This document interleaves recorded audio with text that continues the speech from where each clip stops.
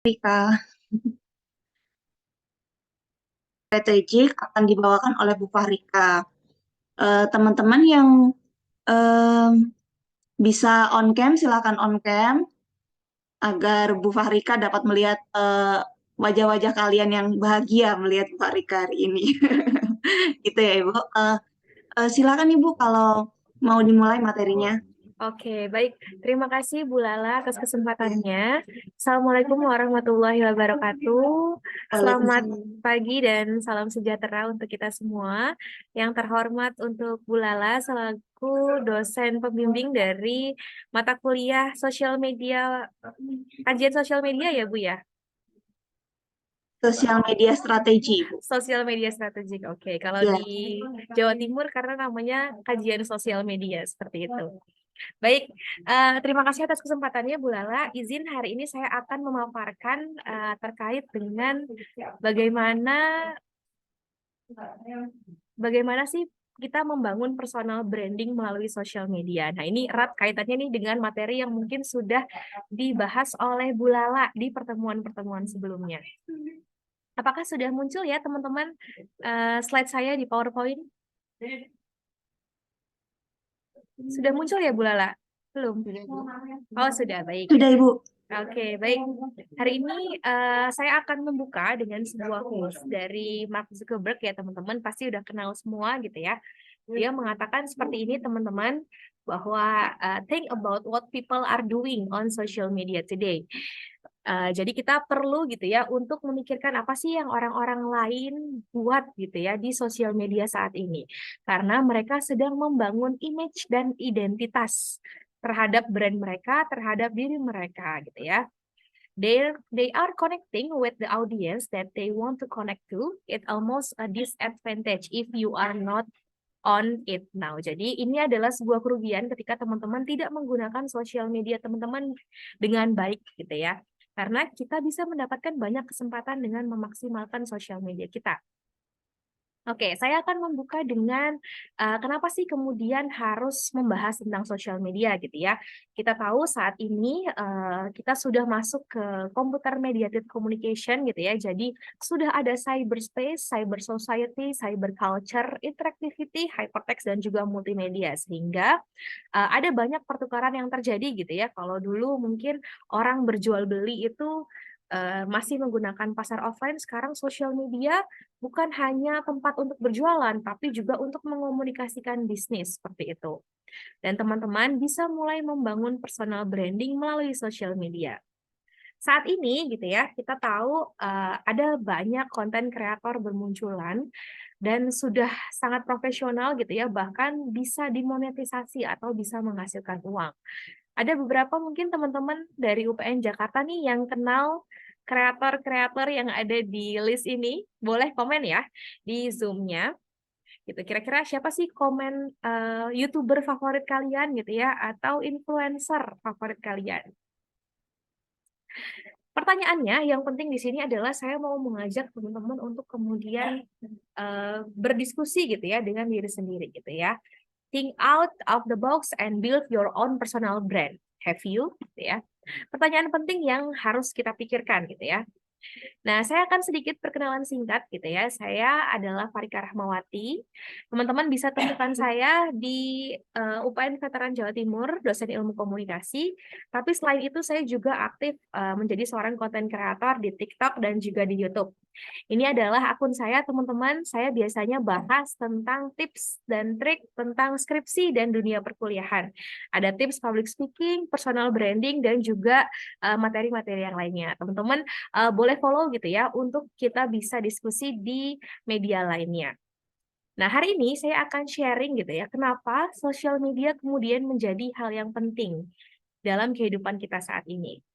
Nah, kita tahu gitu ya bahwa sekarang sudah eranya digital multi-platform. Jadi satu konten itu sebenarnya bisa loh kita share ke banyak sosial media. Misalnya saya buat TikTok gitu ya, dengan durasi yang sama saya juga bisa sebarkan hal itu di Instagram Reel saya, di YouTube Shorts, di Snack Video, dan beberapa platform yang lainnya. Sehingga memudahkan sekali untuk kita kemudian berbagi konten dengan fitur yang sama gitu ya. Kemudian gitu ya, mempertimbangkan banyaknya pengaruh gitu ya, penggunaan sosial media yang sangat tinggi, artinya adalah kita punya peluang untuk membangun diri kita gitu ya. Sekarang ada fitur LinkedIn misalnya teman-teman bisa memaksimalkan dan menerima banyak, job ataupun tawaran pekerjaan, magang, ataupun keperluan lainnya menggunakan sosial media gitu ya. Jadi seperti, saya kutip pepatahnya dari Telkomsel gitu ya, "The world is in your hand," gitu ya. Jadi dunia itu sekarang ada di genggaman kita, ada di sosial media kita. Nah, ini sekarang, ada banyak gitu ya, saya kutip, tahun 2022 gitu ya, yang menguasai itu masih WhatsApp dan YouTube gitu ya. Tapi saat ini TikTok mulai, merambah beberapa pasar terutama ketika kemunculan TikTok Shop. Teman-teman pasti sudah, tahu gitu ya, kenapa kita harus memahami beberapa karakter sosial media, supaya kita bisa tahu dan menempatkan diri di mana kita akan membangun personal branding, gitu ya. Apakah teman-teman, punya, konten yang panjang gitu ya, misalnya, sharing tips and trick yang banyak sekali, tipsnya sehingga dalam durasi yang panjang teman-teman bisa menggunakan YouTube gitu ya. Dan ini bisa menghasilkan misalnya, viewer yang nanti akan mendapatkan honor. Kalau teman-teman, tadi lebih suka produksi misalnya, konten-konten yang sifatnya instan gitu ya, bisa masuk ke TikTok atau Instagram gitu ya. Namun yang berbasis teks ini bisa mungkin banyak diskusi di Twitter seperti itu.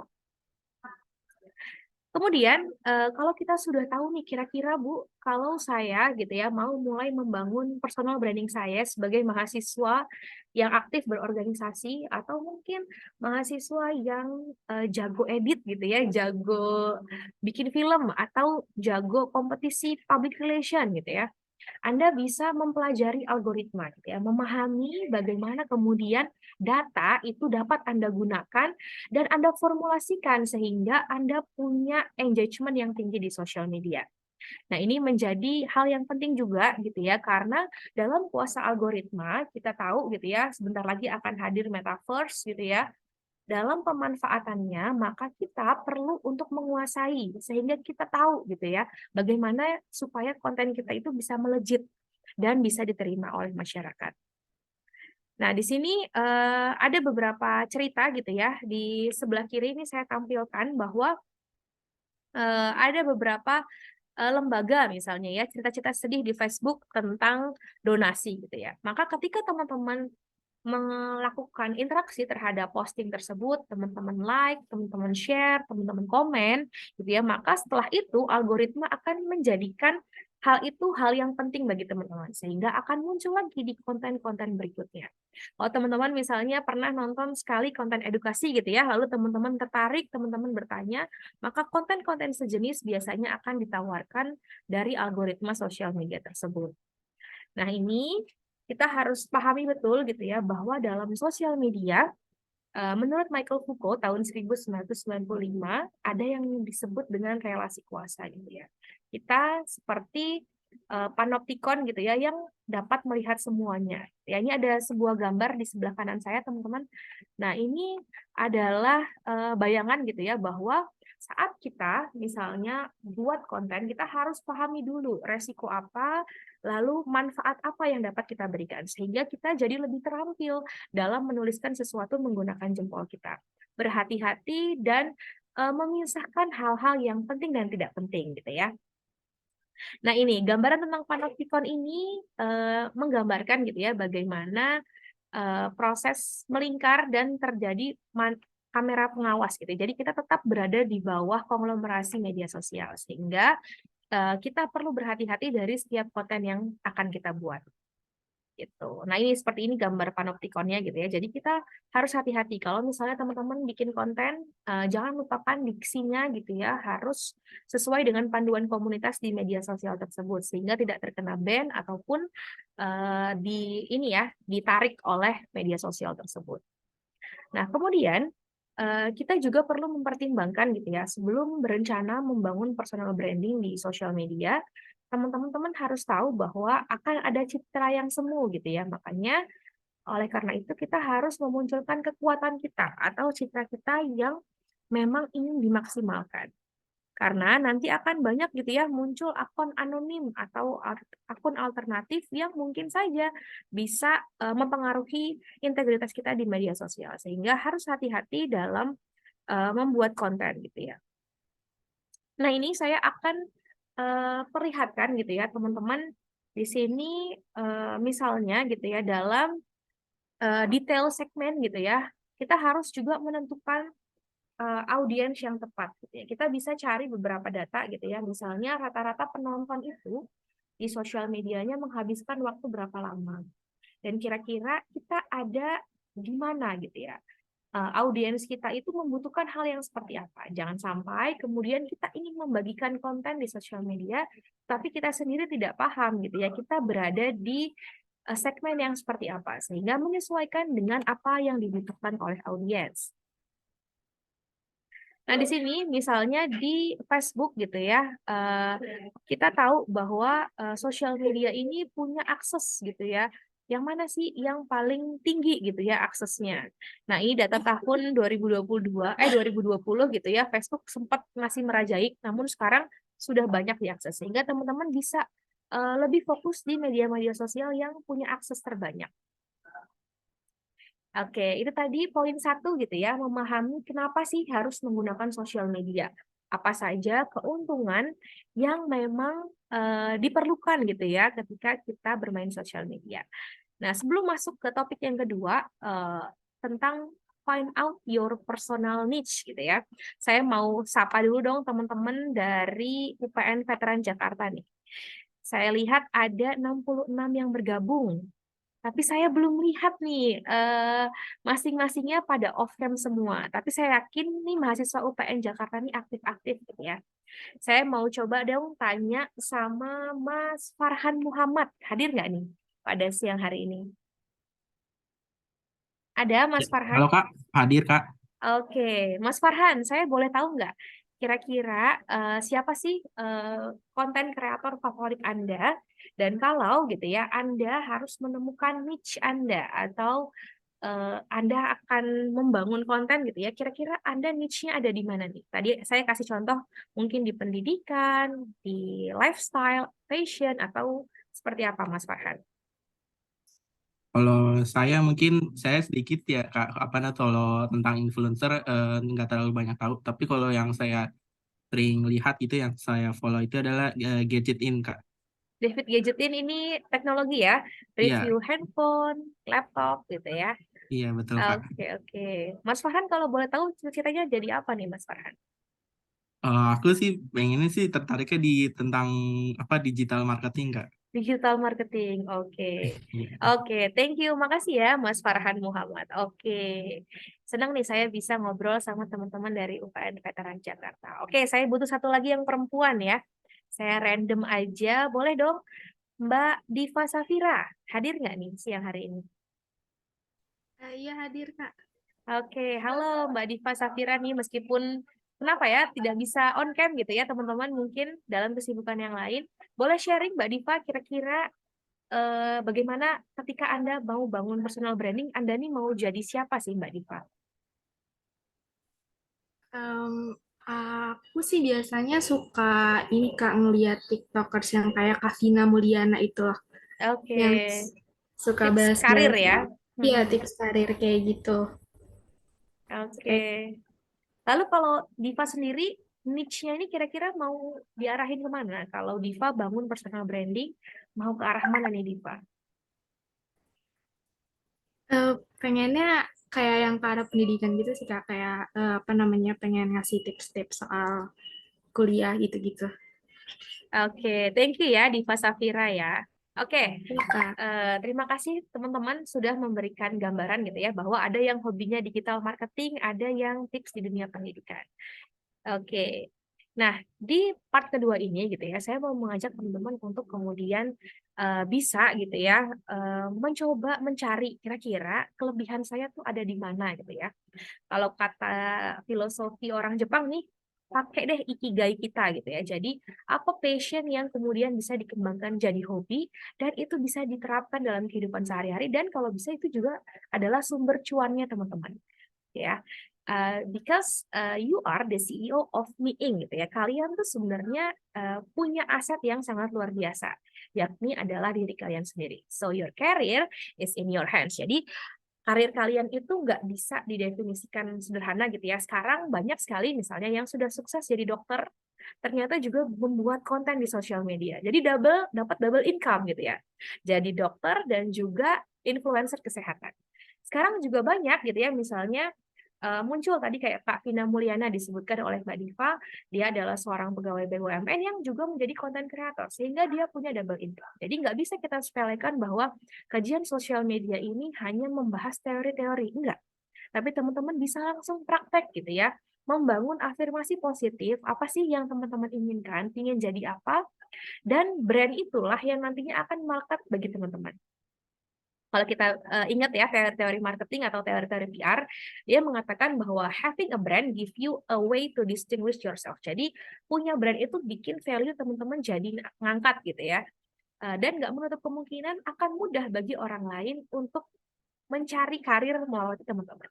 Contoh sederhana misalnya, biasanya di kelas gitu ya, saya suka tanya, Anda hobinya apa gitu ya. Lalu ada mahasiswa yang cerita gitu ya, Bu, saya hobinya videografi, suka fotografi. Ya. Saya sudah pernah misalnya part-time di sini, magang di sini. Nah, suatu ketika gitu ya, ketika ada proyek tertentu, misalnya saya keinget nih dengan si mahasiswa tadi gitu ya. Jadi saya menawarkan beberapa job ataupun posisi kepada dia gitu ya, untuk bisa misalnya ngedit sosial media kampus atau ngedit beberapa kegiatan pengabdian. Nah, akhirnya dari situ terbuatlah personal brand bahwa Anda adalah seorang videographer yang handal, sehingga Anda akan dikenal gitu ya di level yang lebih luas, seperti itu. Nah, brand personality ini adalah Anda mencoba memasarkan sesuatu yang unik dalam diri Anda gitu ya. Dan ini dipengaruhi oleh beberapa hal yang penting, teman-teman. Di antaranya adalah karakter gitu ya. You can define who you are. Anda punya spesialisasi atau perbedaan dengan kreator yang lain gitu ya. Anda harus punya nih kekhasan Anda. Dalam personal branding misalnya, suara dan wajah itu adalah modal utama yang sebenarnya paling mudah direkognisi oleh audiens. Yang ketiga itu adalah visibilitas. Jadi bagaimana kita memilih media tadi, platform yang sesuai dengan kebutuhan kita. Baru kemudian kita belajar menyatukan ke semua itu gitu ya. Teman-teman sudah belajar tentang copywriting, storytelling gitu ya. Kita akan memimpin jalannya cerita, kemana sih kira-kira kita akan mengarahkan gitu ya. Mau dibawa kemana nih konten kita gitu ya. Maka kalau hal itu sudah sesuai dengan niche Anda, maka akan dengan mudah Anda mengarahkan kontennya. Tapi kalau Anda gitu ya stuck gitu ya, oke, kayaknya saya ikut-ikutan deh bikin konten fashion, padahal Anda nggak ngerti fashion gitu ya, maka Anda akan kesulitan nanti untuk mencari ide-ide konten selanjutnya. Kemudian yang kelima, dalam membuat personal branding, Anda juga harus tadi punya keteguhan, profesionalitas, konsisten, dan juga benar. Artinya proses bangun personal brand di media sosial nggak selalu harus bikin konten, tapi mengabadikan momen-momen itu juga bisa. Misal, Anda mengikuti kegiatan penelitian dengan dosen Anda masukkan di LinkedIn Anda posting di Instagram Anda gitu ya. Jadi itu adalah jejak digital yang memang Anda tinggalkan seperti itu. Kemudian ada manner dan juga nama baik. Artinya Anda sebenarnya sedang membangun citra diri Anda, personal branding Anda, untuk secara jangka panjang dan konsisten gitu ya, membentuk sebuah reputasi gitu ya. Jadi Anda dinilai sangat mahal gitu ya. Karena zaman sekarang teman-teman untuk bisa diterima gitu ya. Contoh misalnya untuk HRD gitu ya. Adik saya kebetulan seorang HRD. Beliau selalu cerita bahwa biasanya yang paling mudah adalah di screening sosial media dan juga dicek dulu LinkedIn-nya gitu ya. Apa aja sih aktivitas yang sudah pernah Anda ikuti? Anda tergabung di organisasi apa? Lalu penghargaan apa yang pernah Anda dapatkan? Mungkin Anda pernah menang kompetisi, bisa Anda jelaskan gitu ya. Dan ini akhirnya membuat orang jadi yakin terhadap Anda karena Anda memang sudah punya kemampuan. Anda masukin mungkin sertifikat TOEFL Anda di sana, sertifikat kompetensi yang mungkin Anda sudah pernah uji. Nah, dari situ akan membentuk personal branding menjadi satu kesatuan yang utuh. punya komponen-komponen yang kuat dan membuka Anda peluang untuk mendapatkan pekerjaan-pekerjaan yang sesuai dengan impian Anda. Oke, personal branding gitu ya. Kita ingat lagi bahwa personal branding ini adalah how you market yourself and your value to others. Ya, karena kita jualan diri kita, maka artinya kita harus benar-benar kenal dulu gitu ya dengan diri kita. Diri kita ini yang seperti apa gitu ya. Anda punya konsep diri gitu ya, mengingat materi-materi bahwa Anda gitu ya harus menilai tentang diri Anda. Anda tuh kekuatannya ada di mana? Kemudian kira-kira apa kekuatan yang bisa menonjolkan Anda tadi sesuai dengan hobi Anda dan kira-kira bisa menghasilkan uang gitu ya. Nah, dari kekuatan tersebut Anda bisa mencari atraksi interpersonal. Apa yang membuat orang lain semakin senang dengan Anda, misalnya dengan kesamaan karakteristik personal gitu ya. Anda membangun bahwa Anda ini adalah well educated students gitu ya. Anda berpendidikan misalnya di UPN Jakarta. Kemudian Anda menghadirkan atraksi personal dengan emosi yang sama, misalnya, oke, bagi mahasiswa yang ingin lolos, misalnya program IISMA, Anda bisa mengikuti tips-tips berikut. Jadi Anda mencari konten-konten yang memang dibutuhkan oleh audiens Anda. Lalu jangan sampai gitu ya ada harga diri yang direndahkan. Jadi Anda harus memberikan cerita-cerita baik tentang diri Anda di media sosial. Jangan sampai tadi ada kata-kata yang buruk gitu ya, kata-kata yang tidak baik dalam copywriting caption Anda mungkin, meskipun itu bercanda gitu ya, hindari itu dalam media sosial Anda sehingga Anda terhindar dari isolasi sosial gitu ya, nggak dikena cyberbullying dan semacamnya. Lanjut gitu ya, dalam elemen personal branding teman-teman, kita perlu mengintegrasikan beberapa hal. Nah ini hal yang penting banget nih ya. Yang pertama tadi you gitu ya, diri Anda. Yang kedua adalah promise atau janji. Janji apa sih yang Anda tawarkan? Oke, kalau saya ini adalah seorang yang intelektual, saya ini adalah misalnya seorang yang pekerja keras. Biasanya Anda akan menarasikan itu kan dalam bio LinkedIn kalian atau bio Instagram kalian. Misalnya mahasiswa angkatan 20 gitu ya, I'm a hard worker and bla bla bla. Nah, elemen ini gitu ya menjadi penting untuk membangun hubungan dan juga menarik engagement. Kalau misalnya tadi saya adalah seorang edu content creator di TikTok dan YouTube gitu ya, maka saya tuliskan itu dalam bio saya. Sehingga orang-orang dengan kebutuhan lain, misalnya ingin tahu nih bagaimana sih cara menjawab saat sidang skripsi, itu bisa langsung reverse ke saya. Jangan lupa juga teman-teman tadi menentukan segmentasinya. Kalau saya karena ini adalah pendidikan, maka dari siswa SMA sampai kuliah itu bisa masuk ke dalam targeting saya. Nah, teman-teman juga bisa mulai menentukan dalam sosial media Anda gitu ya. Kira-kira kalau Anda punya bisnis atau Anda mau menawarkan keahlian Anda gitu ya. Anda seorang news anchor misalnya atau Anda seorang voice over yang handal. Silakan bagi hal tersebut dalam STT ini ya supaya teman-teman semakin jelas siapa target audiensnya. Baru kemudian kita semakin menyempit teman-teman dari yang tadi misalnya secara manajemen apa nih yang mau diambil. Lalu landing page-nya mau di mana? Teman-teman bisa nih membuat link tree gitu ya, atau sekarang bisa ada milkshake, ada LYNK itu ya. Beberapa website pribadi yang bisa teman-teman gunakan sebagai landing page-nya. Orang kalau mau tahu teman-teman itu searching-nya di mana sih gitu ya. Nah, baru kemudian kita bangun marketingnya itu baik follow up misalnya melalui DM, email, atau nomor handphone teman-teman yang bisa dihubungi di sosial media. Lanjut gitu ya. Nah, dari 9P ini gitu ya, teman-teman juga bisa mulai merumuskan misalnya.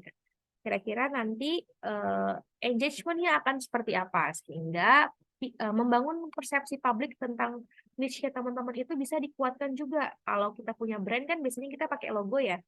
Nah, kalau misalnya untuk diri kita sendiri gitu ya, kita akan menyematkan apa tadi? Misalnya fashion enthusiast atau mungkin makeup influencer gitu ya. Jadi gunakan hobi kalian misalnya traveling gitu ya untuk menjadi penguatan Anda di sosial media. Jadi jalan-jalan itu nggak cuma jalan-jalan aja posting gunungnya, tapi juga bagaimana Anda mereview misalnya keindahan alam Indonesia.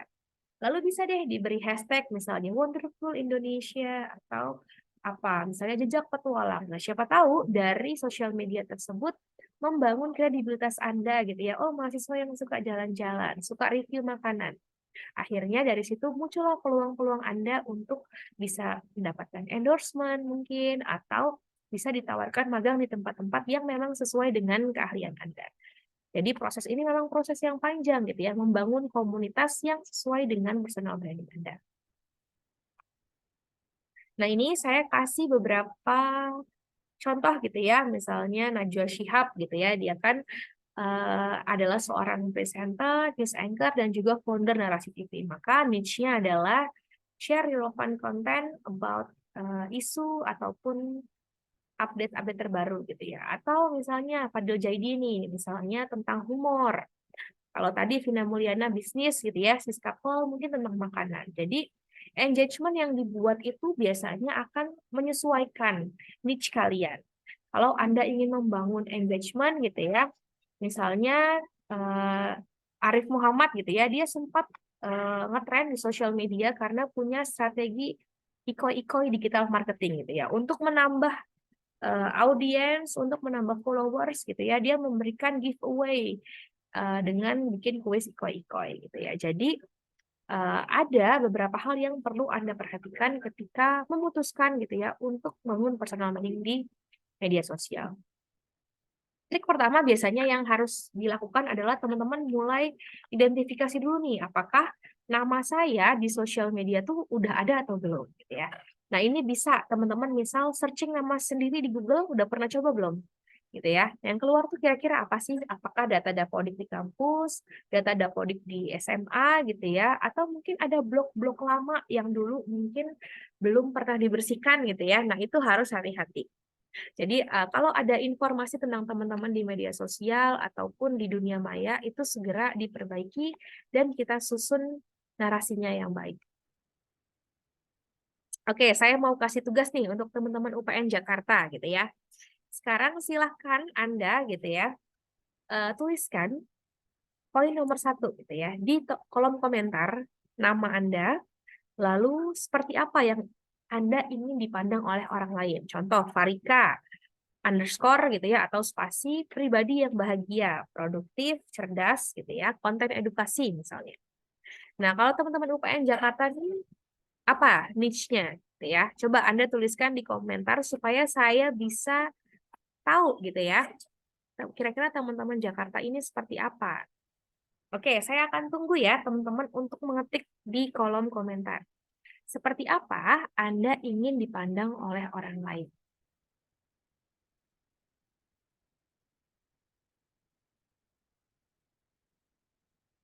Belum ada yang mengetik nih. Oke, masih saya tunggu. Silakan teman-teman.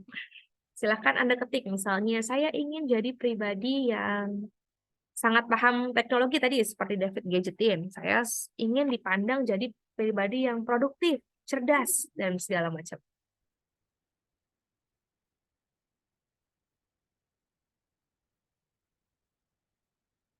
Oke, dari 74 partisipan nih, belum ada yang mengetik. Takut salah atau gimana, teman-teman?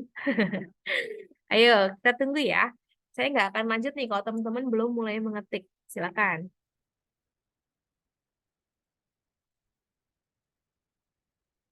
Pribadi yang estetik, kata Luh Komang. Produktif dan ceria. Oke. Yang lain, saya masih tunggu ya. Estetik itu gimana ya? Berarti mungkin konten Anda bisa room tour gitu ya, kamar yang estetik, apa yang ada di tas Anda gitu ya, hal-hal estetik lainnya. Pribadi yang estetik, oke. Ada lagi yang lain? Baru Luh Komang dan Dipa Safira nih.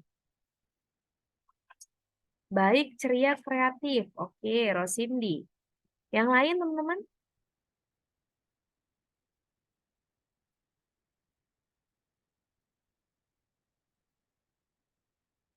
Aradea Abimanyu. Leonardus, pribadi yang aktif, bahagia, intelektual, dan produktif. Wah, luar biasa ya. Paket lengkap nih, insya Allah. Oke, sambil menunggu yang lain mengetik, kita masuk ke poin 2 ya. Pribadi yang random dan seru. Oke. Positive vibes. Oke, very good. Bertanggung jawab. Suka nonton drama Korea. Nah, ini juga bisa jadi konten ya. Ada review-review film misalnya. Pribadi humoris, menghibur, kreatif. Oke, menarik. Gitu ya. Nah, di brainstorming tadi gitu ya, teman-teman sudah mulai mengelompokkan. Oke, Bu, saya orang yang ceria. Saya orang yang humoris, menghibur, kreatif, bertanggung jawab. Ya. Nah, what I know gitu ya, misalnya saya tuh produktif. Misalnya, saya suka belajar. I'm a lifelong learner gitu ya. And what I want to know next gitu ya. Jadi yang saya mau tahu adalah tentang metode penelitian, motivasi kehidupan, motivasi kuliah. Sehingga what I've learned, apa yang udah saya pelajari karya ilmiah tesis ya. Nah, hal-hal ini kemudian yang menisbatkan saya misalnya menjadi seorang konten kreator edukasi. Karena tadi kita tahu apa yang kita suka, apa yang kita ingin tahu, dan kita sudah pelajari. Nah, untuk teman-teman tadi yang pribadi ceria gitu ya, bisa sharing apa hal-hal positif dalam kehidupan. Oke, yang kedua, kalau sudah tahu kalian pribadi yang seperti apa, pertanyaannya adalah bagaimana sih cara Anda mencapai deskripsi yang Anda inginkan tersebut. Contoh ya, misalnya Anda akan bangun portofolio. Portofolio yang seperti apa? Nah, ini saya ingin tahu. Misalnya, Bu, saya akan bangun deskripsi diri saya dengan bikin konten. Ada juga yang mau menulis. Bu, saya nggak suka di depan kamera, boleh nggak saya bikin tulisan blog gitu ya, atau bikin buku, atau bikin review di tulisan. Boleh, boleh banget ya. Saya akan tunggu lagi pertanyaan nomor 2. Silahkan tuliskan bagaimana Anda kira-kira gitu ya. Nih, pribadi kreatif yang menyukai musik. Ketika Anda suka musik, bagaimana Anda mencapai menjadi seorang pemain musik, pemain band, atau Anda seorang penyanyi gitu ya. Kira-kira bagaimana cara Anda mencapainya? Apakah Anda akan les musik? Apakah Anda akan sekolah musik misalnya? Atau akan seperti apa? Kita tunggu ya. Pertanyaan nomor 2. Apa yang akan Anda lakukan? Bagi mahasiswa gitu ya, misalnya, Bu, saya akan mencapai pribadi saya ini dengan mengikuti kuliah rapat gitu ya. Jadi mahasiswa yang sibuk di kampus, aktif demo misalnya, aktif dalam rapat senat, dalam rapat organisasi kampus gitu ya. Oke, saya tunggu nih jawabannya teman-teman di kolom komentar. Atau ada yang mau open mic juga boleh sih sebenarnya. Oke, silahkan komen bagaimana Anda mencapai deskripsi yang Anda inginkan.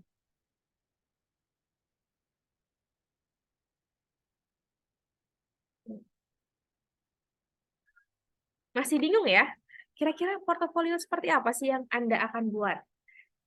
Belajar dan praktik alat musik. Oke.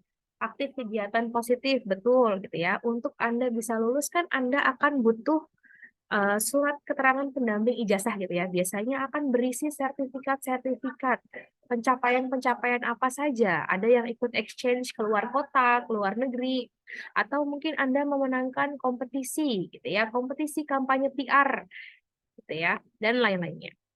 Oke, belajar dan terus praktek. Bagus. Mbak Grace Manuel dan Dinda Safira ini. Oke. Kita lanjut. Ketiga gitu ya, bayangkan hal positif yang akan orang bicarakan tentang Anda gitu ya. Nah, ini juga penting. Jadi meskipun Anda nanti mau membuat konten soal tadi musik misalnya, jangan bayangkan dulu hal yang negatif seperti, oh nanti saya akan dibully kalau suara saya jelek atau apa. Tapi bayangkan dulu hal-hal positif yang akan Anda temukan setelah Anda melakukan hal tersebut. Sehingga Anda bisa tahu nih menyesuaikan. Gitu ya. Nah, 3 cara ini biasanya membantu Anda menemukan personal branding Anda. Aku nih kuatnya di mana, apa yang mau aku share ke orang lain, dan pada level apa sih saya akan mengembangkan bakat saya ini. Ya. Kalau sudah selesai dengan poin nomor 2, tadi yang pertama, why social media, kita pilih social media karakter mana yang kita mau. Gitu ya. Yang kedua, kita memilih niche kita, mau ada di mana. Bagaimana apa yang mau kita tunjukkan ke orang lain dan kekuatan kita yang akan menghasilkan hal-hal yang positif. Yang ketiga, kita akan bersama-sama gitu ya untuk menentukan goals dan strategi gitu ya. Optimize your social media. Nah, saya punya beberapa contoh di sini, misalnya di sosial media Instagram gitu ya. Teman-teman dari UPN Veteran Jakarta pasti dong punya tadi influencer favorit gitu ya. Nah, biasanya gitu ya untuk membangun optimalisasi sosial media seperti di Instagram, karena karakteristiknya itu adalah sangat visual gitu ya, maka keindahan visual adalah hal yang utama. Sehingga bahkan dalam feed Instagram yang menarik adalah teman-teman mencoba untuk mencari color palette yang sesuai. Jadi kalau memang temanya biru, ya mungkin posting apapun gitu ya, baik itu benda atau manusia, tapi ada warna color tone yang sama. Di SM Kosmetik ini juga misalnya dia didominasi oleh warna-warna merah gitu ya. Jadi meskipun berganti model, berganti produk atau berganti objek, maka dia mempertahankan personal branding tersebut dengan warna merah. Nah, teman-teman boleh nih mulai menisbatkan, oke, saya ini kayaknya color palette-nya nih warna-warna pastel Bu, atau warna-warna bumi, gitu ya, atau warna-warna seperti apa gitu ya. Nah, teman-teman yang bisa menyesuaikan dengan karakter teman-teman. Kalau Anda adalah pribadi yang lembut misalnya, warna apa yang cocok Anda pilih? Nah, dalam optimize your Instagram ini, coba Anda mulai dengan kemudian menggunakan color palette yang sesuai, menggunakan foto produk yang profesional, dan juga menciptakan caption yang menarik gitu ya. Dalam Instagram gitu ya, sekarang juga sudah ada fitur Reels, artinya Anda juga harus mampu membuat video-video yang menarik. Jadi video itu bukan sekedar menampilkan pergeseran gitu ya, tapi Anda juga perhatikan apakah kecepatannya, kemudian objek yang diambil itu seperti apa. Dan berikan pesan-pesan interaktif, call to action. Jadi sifat pesannya itu sangat efektif. Contoh misalnya, seperti para influencer makanan biasanya. Misalnya Anda buka 3 detik pertama gitu ya dalam video tersebut, Anda bisa katakan, bakso viral terbesar di Surabaya gitu ya. Yuk kita coba sama-sama. Jadi ada call to action, kalimat-kalimat efektif yang Anda berikan sebagai seorang content creator gitu ya, menguatkan personal branding Anda bahwa Anda akan mencoba makanan-makanan baru sebagai seorang food vlogger. Nah, di situ Anda bisa juga memberikan pesan interaktif seperti memberikan giveaway. Oke, bagi 5 komentar terbaik akan saya ajak dan dapat makan voucher makan di sini gitu ya. Jadi video semacam ini gitu ya bisa meningkatkan engagement Anda dengan para followers Anda gitu ya, dan juga bisa optimize your Instagram. Jadi menambah engagement berarti menambah followers, juga berarti menambah keuntungan Anda seperti itu. Kemudian Anda juga bisa memulai dengan memberikan kontes gitu ya. Misalnya ada polling. Kira-kira gitu ya, mana sih body care yang paling sering kalian gunakan gitu ya. Apakah cara belajar Anda misalnya short term memory atau long term memory. Jadi Anda bisa bikin polling-polling tertentu. Lalu Anda juga bisa menggunakan fitur carousel gitu ya untuk memperkenalkan produk. Misalnya Anda endorse tentang sesuatu yang masih berhubungan dengan niche Anda, lalu Anda berbagi berbagai kutipan bijak dan juga video tutorial tentang penggunaan proses tersebut. Nah, dalam Reels juga Anda bisa memberikan testimoni-testimoni pelanggan ataupun perkenalan tentang diri Anda dalam video tersebut. Hal ini dapat meningkatkan personal branding dan juga produk yang Anda bawakan dalam Instagram Anda tersebut. Tidak lupa Anda juga bisa gitu ya menggunakan highlight gitu ya untuk memudahkan. Kalau misalnya saya akan kontennya tentang edukasi, maka biasanya highlight saya akan dipenuhi dengan misalnya bab 1, bab 2, bab 3 gitu ya. Pembahasan tiap bab dan juga agar audiens itu mudah mencari tentang diri Anda.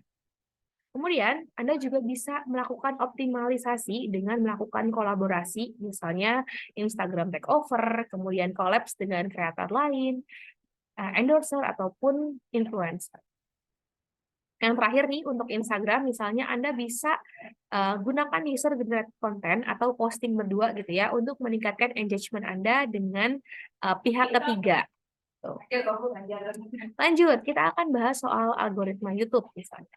Nah, kalau Anda memilih untuk bangun personal branding di YouTube, maka Anda juga harus tahu apa sih kira-kira gitu ya yang penting di algoritma YouTube gitu ya. Biasanya di YouTube itu ada minimal subscriber sebelum Anda monetisasi, lalu kemudian ada jumlah waktu tonton yang harus Anda penuhi dan bagaimana engagement di antara eh, penonton Anda itu juga mempengaruhi algoritma YouTube.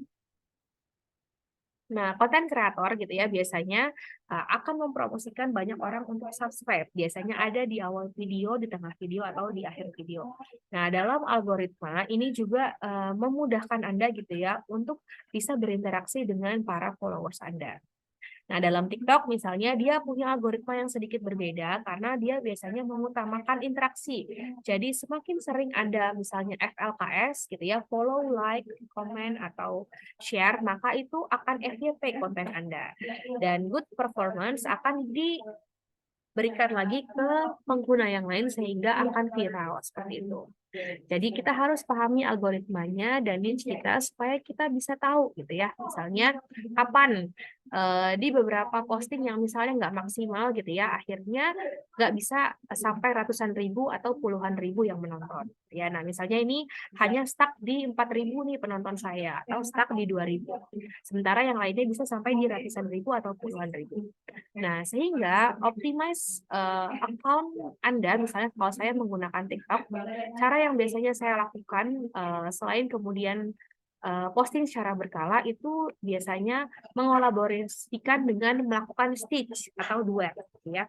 Anda bisa tag orang-orang yang menanyai Anda tentang hal tersebut, atau Anda bisa mengikuti hashtag-hashtag yang lagi viral, challenge dance yang lagi viral, lalu menggunakan lagu-lagu favorit. Itu juga terbukti gitu ya, bisa meningkatkan engagement di sosial media Anda. Selain itu, gitu ya, Anda juga bisa menggunakan fitur-fitur promosi. Kalau di TikTok nih ada TikTok Ads, gitu ya. Kalau afiliator biasanya Anda bisa pakai keranjang kuning dan juga promosikan konten Anda supaya jangkauannya lebih luas. Nah, terlebih dahulu tentunya kita akan tentukan siapa audiens yang mau kita sebarkan konten kita tersebut. Anda juga bisa bikin fitur seperti a day in my life gitu ya, untuk semakin mendekatkan diri dengan audiens Anda. Anda bercerita keseharian Anda seperti apa dalam video yang durasinya cenderung singkat gitu ya. Selanjutnya, timing juga menjadi penting supaya account kalian ini bisa semakin kuat gitu ya. Jadi, Anda harus punya jadwal posting misalnya di jam-jam prime time gitu ya. Kalau saya karena audiensnya mahasiswa, maka biasanya saya akan posting TikTok itu di malam hari, di jam-jam mahasiswa lagi scrolling, atau justru di siang hari saat mahasiswa mungkin sedang makan siang seperti itu.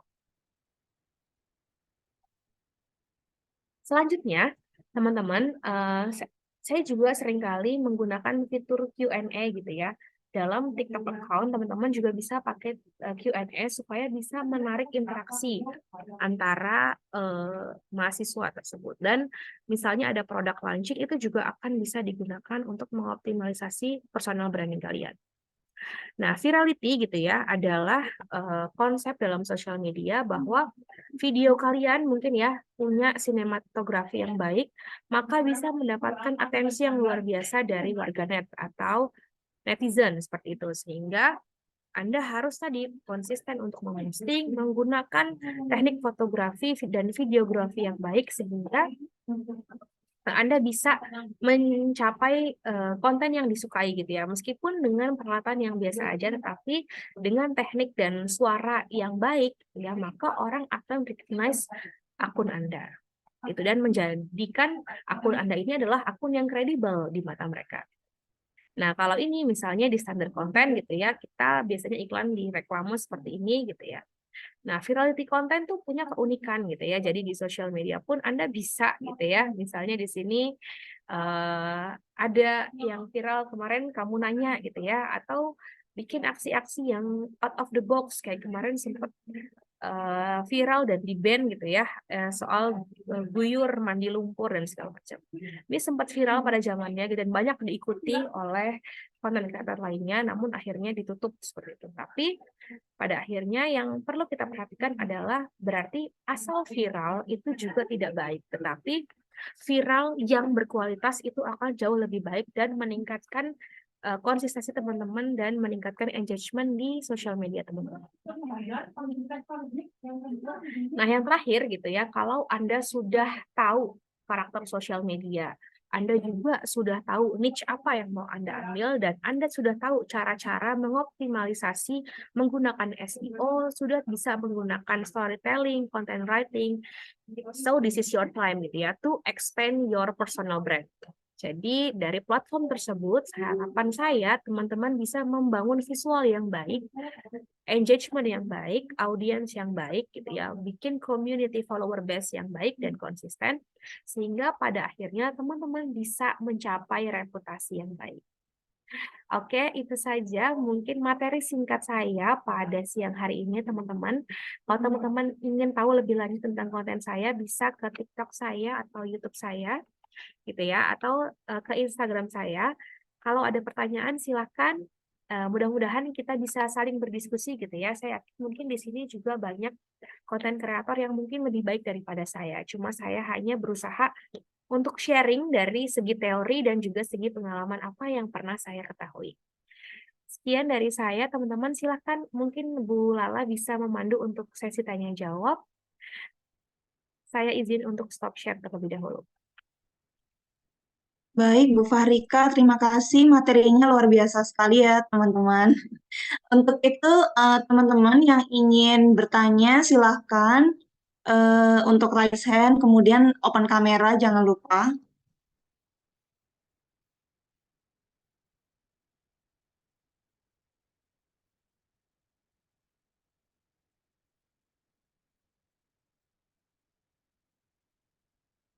Mungkin Bu Fahrika bisa menunjuk di antara mahasiswa-mahasiswa ini, Bu.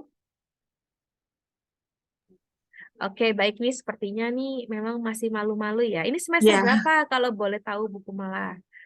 semester 6. Oh, semester 6. Oke, ini sebenarnya sudah matang sekali ya. Udah mungkin ada yang sudah magang, ada yang juga sudah sambil menyusun skripsian nih. Saya mau sapa aja deh. Ada Aradea Abimanyu nih. Ada hadir.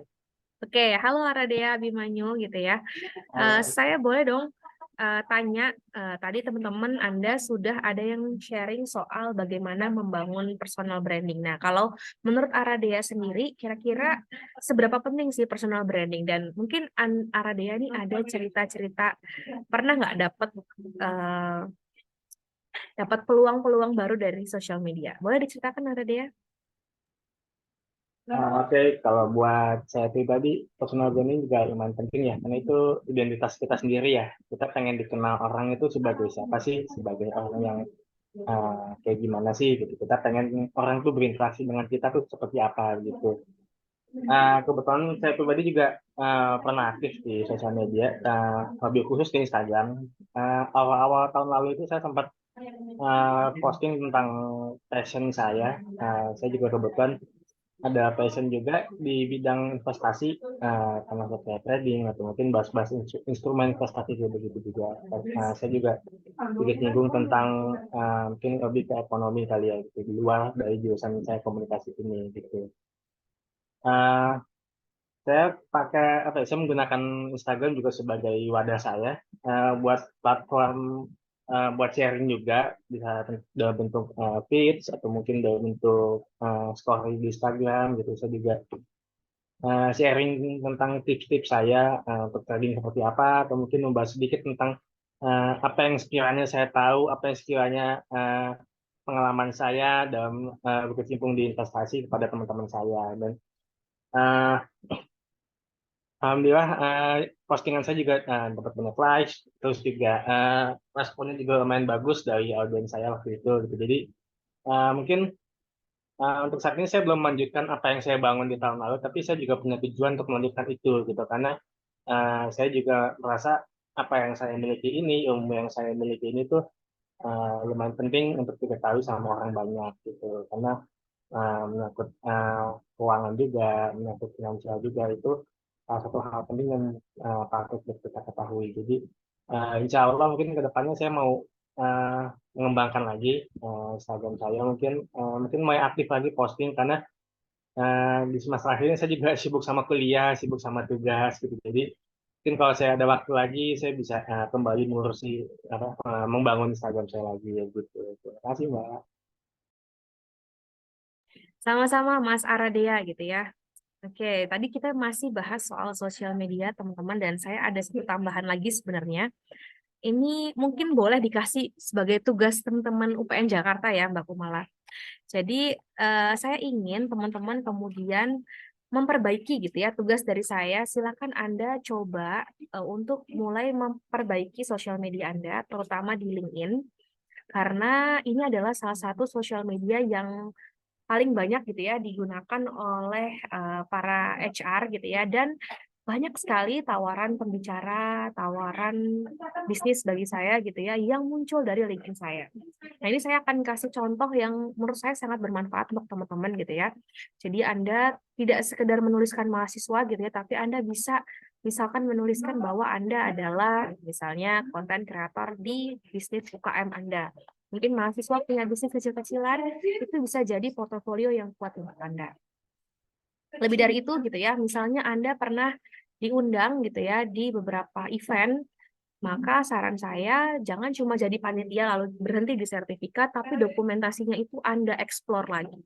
Misalnya di sini saya menggunakan beberapa kegiatan, ada kegiatan kampus gitu ya, menjadi MC, moderator, ataupun fasilitator gitu ya. Ini saya tuliskan di LinkedIn saya misalnya sebagai pegiat literasi digital. Ajak 100 lansia, ini saya yang sedang MC pakai baju putih. Nah, foto-foto semacam ini menurut saya sangat penting teman-teman ketika teman-teman nanti masuk ke industri profesional gitu ya. Saya pun awalnya tidak sadar bahwa ternyata yang saya bangun ini memunculkan banyak sekali DM yang masuk untuk kemudian jadi undangan pembicara di berbagai tempat. Nah, ini awalnya hanya berawal dari saya rajin untuk posting di aktivitas LinkedIn ini. Misalnya gitu ya, dalam sebulan terakhir saya mulai dengan hanya 100 atau 200, sekarang sudah jadi 400 pengikut gitu ya. Nah, biasanya apa yang kemudian perlu dibagikan Bu di sosial media, ini adalah kegiatan-kegiatan Anda, teman-teman. Jadi misalnya di sini yang saya posting gitu ya, saya akan kasih contoh. Misalnya ini kegiatan saya ketika pengabdian di SMP 2 Sukodono, ada videonya, posternya gitu ya yang bisa diberikan gitu ya. Lalu ini ketika saya jadi pembicara di beberapa tempat, ini saya jelaskan foto bersamanya, fotonya, dan ini ternyata punya engagement yang lumayan gitu ya. Begitu juga kegiatan pengabdian masyarakat saya, literasi digital, ini saya ceritakan semua gitu ya. Lalu kerjasama dengan brand-brand yang lain misalnya. Nah, ini ternyata sangat berpengaruh. Jangan lupa menggunakan hashtag gitu ya, misalnya public speaking, personal branding. Nah, akan memudahkan orang untuk menemukan Anda di sosial media ya. Nah, ini sekecil misalnya saya buat acara ini ya, Weekend Literasi Kids gitu ya. Ini juga saya masukkan. Ini kunjungan saya waktu itu ke UPN Jakarta, teman-teman. Saya juga masukkan di sini bersama ada Mbak Fitria gitu ya, ada Wakil Budekan. Ini juga ternyata sampai ke 500 tayangan. Jadi ternyata kunjungan-kunjungan teman-teman laboratorium misalnya itu juga bisa dimasukkan ya. Nah, ini juga tulisan saya misalnya di media massa, di memorandum, ini saya upload juga. Kemudian kelas-kelas online sebelumnya nih dengan UPN Jakarta juga ada, lalu kegiatan praktisi mengajar dengan mahasiswa Telkom dan undangan-undangan yang lain jangan lupa untuk dimasukkan sehingga teman-teman bisa mengisi ruang-ruang kosong di LinkedIn kalian. Ya, lalu portofolio itu juga penting banget teman-teman. Jadi selain foto gitu ya, apa mungkin PowerPoint yang menarik pitching klien itu juga bisa dimasukkan di sini. Nah, lisensi dan sertifikasi ini juga penting karena saya dosen mungkin bisa masukin sertifikat asesor kompetensi. Kalau kalian mungkin ada sertifikat kegiatan, sertifikat peserta, pengalaman sukarelawan ini kegiatan sosial ini juga menarik gitu ya. Mungkin pernah mengikuti ini saya pernah tanam mangrove gitu ya bersama dengan Petumas. Lalu keahlian ini juga penting gitu ya. Karena Anda misalnya punya kemampuan media planner gitu ya. Apa buktinya? Masukkan sertifikat dan portofolio magang Anda. Lalu bangun rekomendasi ini ya. Ada orang-orang yang pernah bekerja dengan Anda, silakan Anda minta rekomendasinya gitu ya. Jadi ketika HR melihat profil LinkedIn Anda, sudah pernah direview dengan orang-orang yang mungkin bermitra dengan organisasi Anda ataupun pernah menggunakan jasa Anda, freelance Anda seperti itu. Nah, karena publikasi ini juga bisa bentuknya berita atau kalau saya jurnal-jurnal yang sudah pernah saya terbitkan. Nah, gelar-gelar penghormatan juga bisa, misalnya teman-teman menjadi mahasiswa berprestasi UPN Jakarta, ini sangat bagus untuk dimasukkan gitu ya. Lalu skor tes IT untuk ini saya tentang Microsoft Office gitu ya, bisa juga masukkan TOEFL atau mungkin kemampuan bahasa kalian yang lainnya. Ini adalah sosial media yang benar-benar harus teman-teman maintain gitu ya, karena engagement-nya kita tidak lagi bicara soal apa ya, sekedar pamer gitu, tapi memang sesuai dengan jenis sosial medianya. Kalau misalnya LinkedIn memang untuk karir gitu ya. Nah, teman-teman juga bisa menggunakan ini link ID seperti ini tadi saya bilang, seperti landing page, teman-teman bisa bangun. Misalnya saya klik ya https link ID Farika Rahmawati ini, maka kita akan masuk ke landing page seperti website pribadi kita. Teman-teman bisa membuat gitu ya. Kalau saya memang masuknya di edukasi, tips kuliah dan public speaking gitu ya. Nanti di sini akan terintegrasi semua sosial media teman-teman. Nah, nanti kita bisa ada gabung ke beberapa grup atau mungkin ada produk yang teman-teman tawarkan, masuk ke profil Google Scholar ataupun ke portofolio.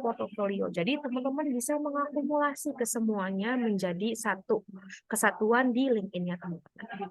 Jadi tadi mudah-mudahan Mas Aradea yang sudah punya portofolio baik di ekonomi gitu ya bisa memulai kembali tugasnya untuk memperbaiki LinkedIn-nya.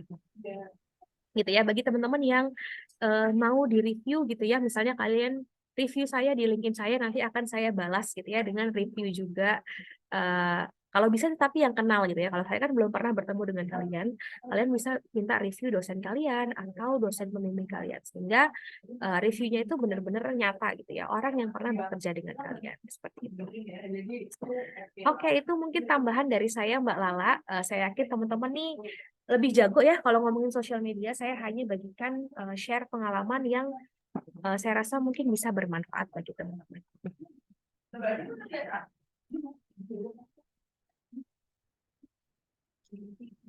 Baik, terima kasih Bu Fahrika.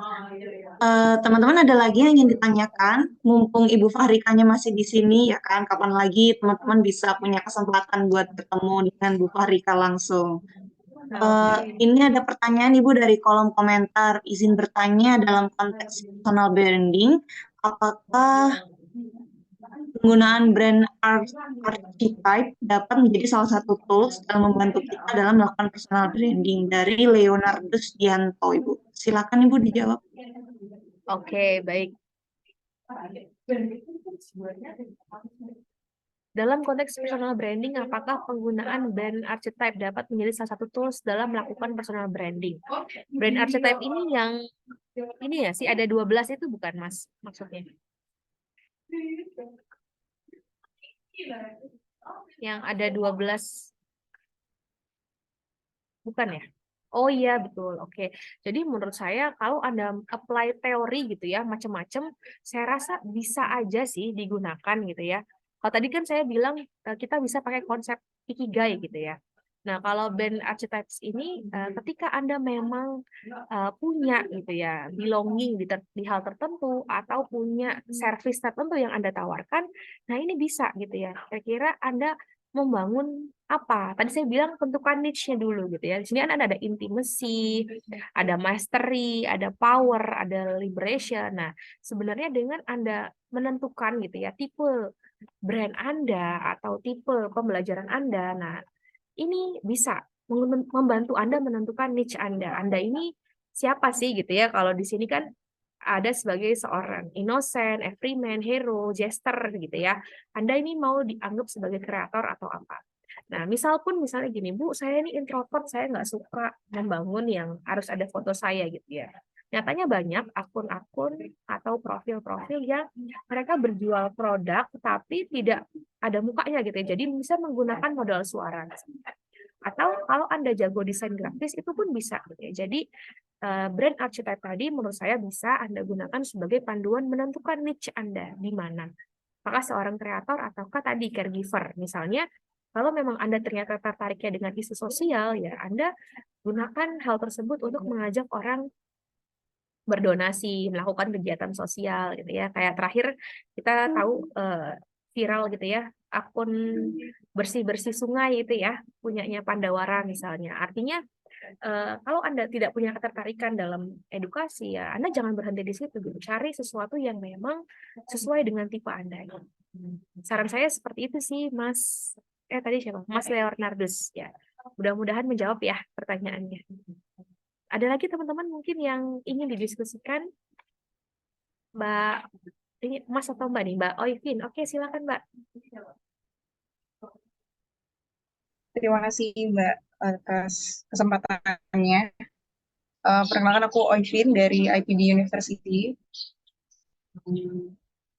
Mungkin pertanyaan aku gini sih Mbak. Jadi mungkin selama ini ada ketertarikan untuk bisa membuat konten di media sosial, tapi kendalanya itu mungkin aku punya beberapa minat atau interest topik-topik yang aku minati gitu. Sebenarnya banyak. Nah itu jadi kendala karena sepertinya kalau membuat personal branding itu harus beberapa topik tertentu aja ya Mbak. Oke, jadi bingung memilih topik gitu ya Mbak Oivin ya? Atau gimana?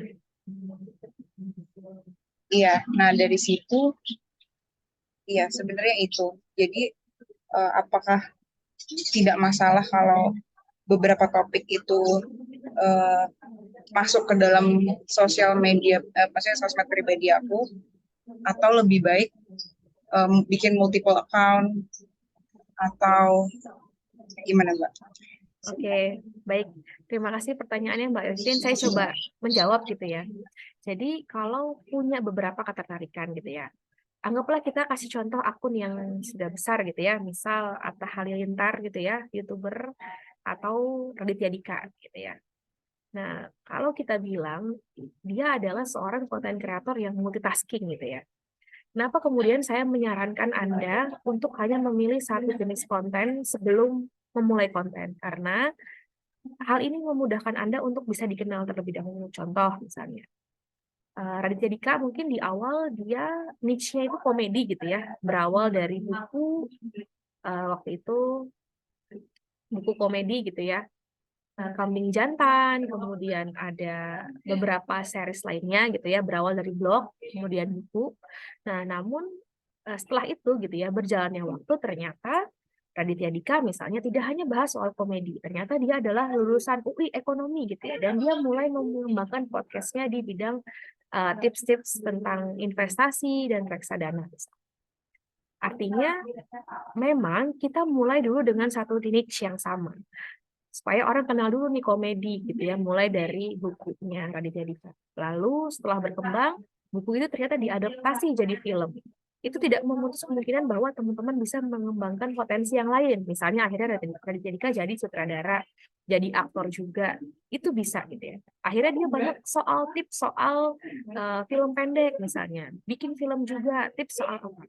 Jadi komedi itu kemudian bergeser dari penulis buku, kemudian pembuat film, akhirnya bisa sebesar sekarang gitu ya. Dia juga karena istrinya seorang fashion stylist gitu ya, dia juga ada konten fashion. Artinya bagi saya gini, bukan saya memberikan rekomendasi bahwa Anda tidak multitasking atau tidak multitalenta, tidak. Tetapi saran saya mulailah dengan satu niche dulu gitu ya, sambil berjalannya waktu, nanti exposure Anda kan akan semakin tinggi. Nah, ketika Anda sudah semakin tinggi, maka semua hal tentang diri Anda akan terlihat menarik. Orang jadi ingin tahu, kenapa sih kok Raditya Dika bisa bikin buku, bisa bikin film? Oh, kesehariannya dia seperti ini. Nah, akhirnya mungkin dia hanya bikin review makanan, pilih mana mie terenak atau mana bakso terenak, itu jadi viral juga karena orang sudah tahu siapa dia. Tapi di awal karir pembuatan konten kreator, satu niche itu memudahkan Anda. Jadi Mbak Oisin tadi saran saya, kalau punya 5 jenis ketertarikan Bu, gimana? Ya coba satu dulu gitu ya. Kalau itu nggak berhasil, baru coba topik yang kedua, baru topik yang ketiga. Saya juga mau sharing bahwa di awal perjalanan saya, misalnya, saya tuh dulu membagikan teori-teori komunikasi gitu ya. Kemudian saya melihat target audiens atau pasar saya ternyata tidak begitu banyak yang tertarik tentang teori-teori komunikasi karena saya pikir lagi secara jumlah audiens gitu ya, mungkin ilmu komunikasi itu hanya seperberapa dari total mahasiswa. Tetapi ketika saya bahas soal bab metode penelitian, ternyata banyak mahasiswa yang masih stuck dan belum bisa lulus, sehingga saya kemudian agak serong sedikit gitu ya dari teori komunikasi kemudian ke kemudian ke metode penelitian. Nah, ternyata engagement-nya besar di situ. Nah, disitulah sama seperti kita jualan ya teman-teman. Kita nggak tahu nih kita mau jualan apa. Pertama mungkin bikin pisang goreng. Oh, ternyata nggak laku. Ternyata pisang gorengnya dikasih keju atau dikasih coklat. Atau kayak martabak dibikin 8 rasa kayak markobar gitu ya. Ternyata laris. Jadi kita juga bisa trial and error dengan konten mana sih yang paling disukai dan dibutuhkan. Jadi saran saya Mbak Alvin bisa bikin satu niche dulu, kalau gagal bisa ganti niche yang lain. Baru setelah itu dievaluasi analitiknya, insight-nya kira-kira mana yang paling diminati oleh orang gitu ya.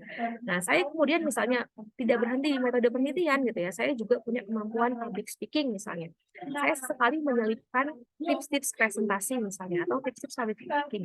Nah, ternyata itu juga disukai oleh mahasiswa. Jadi saya kemudian mengembangkan niche saya dari pendidikan tadinya cuma skripsi menjadi tips perkuliahan dan tips presentasi atau public speaking. Jadi saya rasa Mbak Elvin bisa mengembangkan niche berjalannya waktu, tapi memulai dengan satu hal yang paling disuka sehingga nggak akan kehabisan konten gitu ya. Saya bahas riset nggak ada habisnya karena setiap semester dosen pasti riset dan pengabdian. Jadi kita akan terus turun ke lapangan dan itu adalah kekuatan kita sebagai seorang kreator yang menjalankan peran. Jadi mulai dari hobi teman-teman dan apa yang teman-teman suka dan lakukan, insya Allah itu nanti akan berkembang niche-nya. Itu Mbak Ovin. Mudah-mudahan menjawab ya. Ya, sama-sama Mbak Ovin. Semoga bisa menemukan prosesnya ya, menjalani trial and error-nya menjadi kreator. Oke, ada lagi mungkin teman-teman yang mau didiskusikan?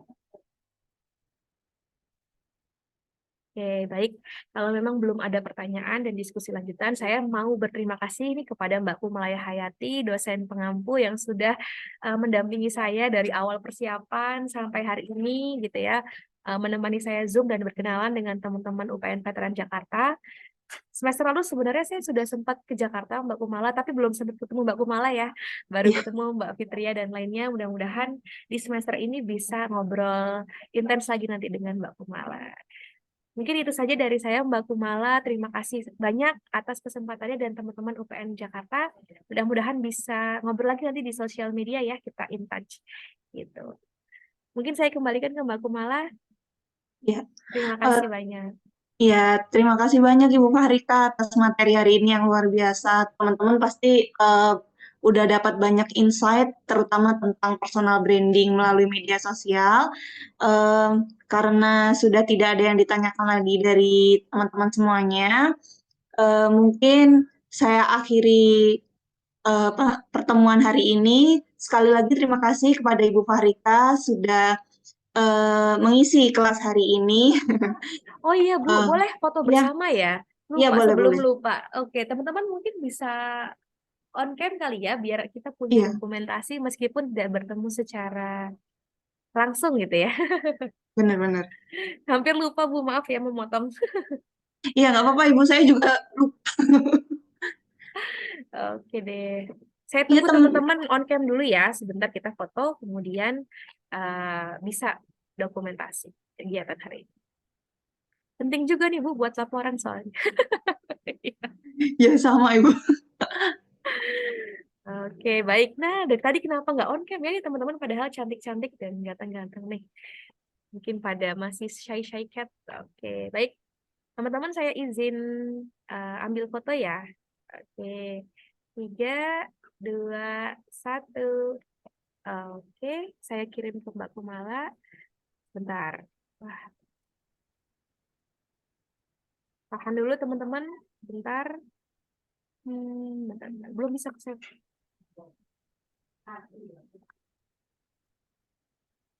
Bentar, teman-teman. Bu Kumala bisa bantu ya? Saya belum bisa paste nih.